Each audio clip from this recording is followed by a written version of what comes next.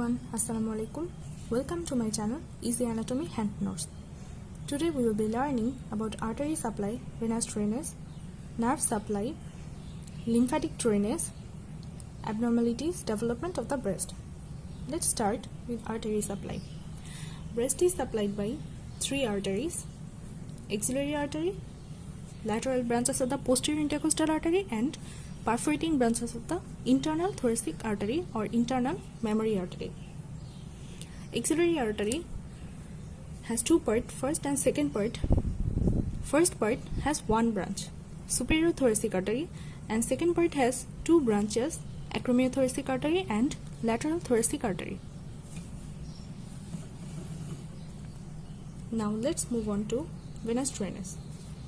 Same veins means axillary vein, posterior intercostal vein, and internal thoracic vein or internal mammary vein. Nerve supply. Breast will be supplied by 2nd to 6th intercostal nerves. You can see in this figure artery supply of the breast. This is the axillary artery. Branch of first part is superior thoracic artery and branch of second part are acromiothoracic artery and lateral thoracic artery. These are the lateral branches of posterior intercostal artery, and these are the perforating branches of the internal thoracic or internal mammary artery.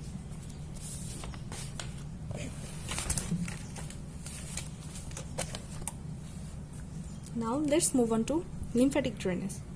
Lymphatic drainage is most important in breast because carcinoma spread through lymphatics. Lymphatics of the breast form two groups: superficial and deep group.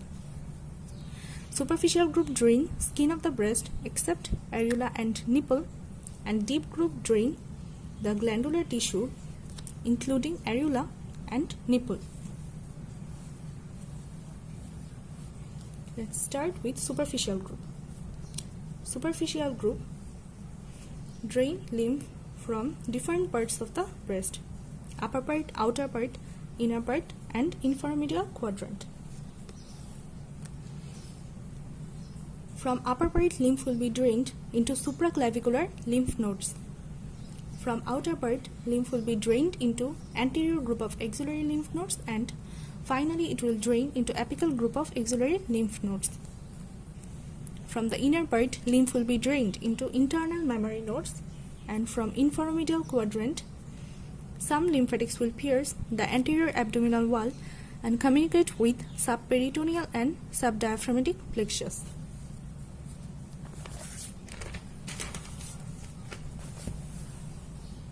Now let's come to the deep group.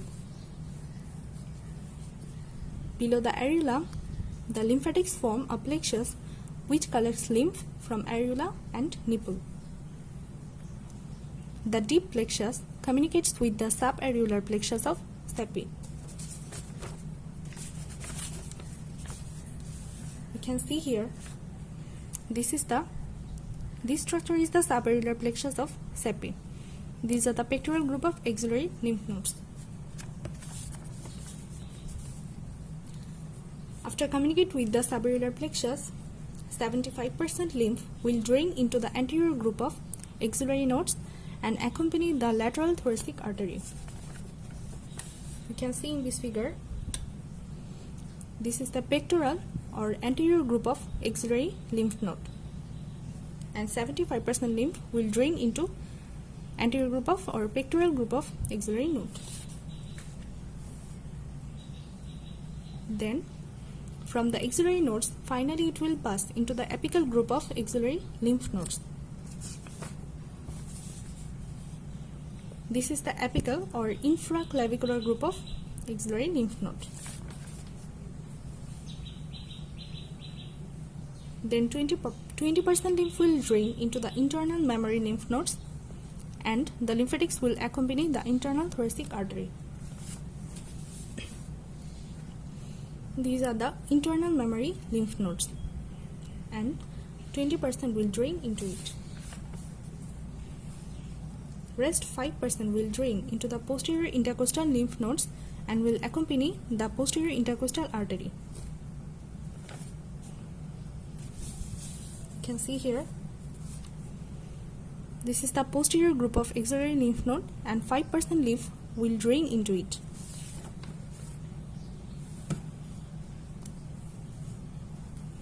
During metastasis, carcinomatous cells through transcelomic migration will affect the ovary, and the tumor of the ovary will termed as Krukenberg's tumor.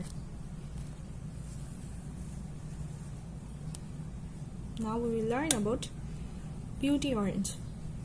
When cutaneous lymphatics become obstructed, lymph can't drain and becomes stagnant.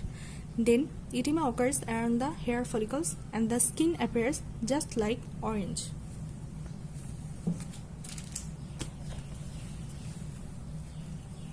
Now let's move on to development of breast. Development of the breast starts at the 7th week of gestation. It starts as thickening of mammary ridge called milk line of Sculch. You can see here, this is the milk line of Sculch that I'm outlining, and it extends from axilla to groin.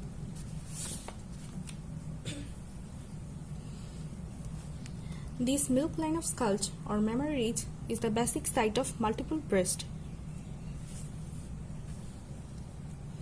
Breast develops from two sources, ectoderm and mesoderm.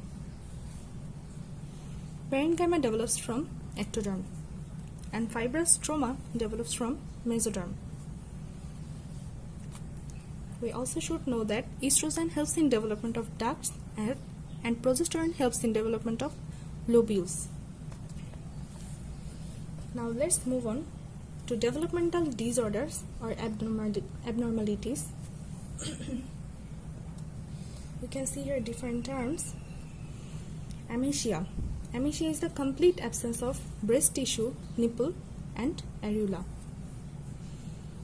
And amasia, nipple and areola are present but breast tissue is absent.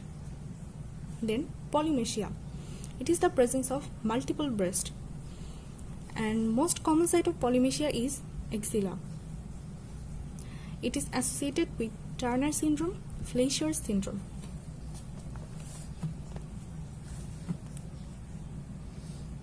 Now let's move on to abnormalities of nipple development. Nipple inversion. Cause of nipple inversion is subareolar duct shortening. Here spontaneous correction is seen and its treatment is surgery. Then athelia. Athelia is the complete absence of nipple. And polythelia, presence of multiple nipples along milk line of Sculch.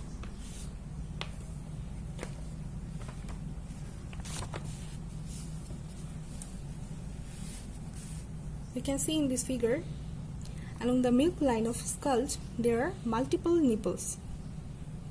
This term is called polythelia.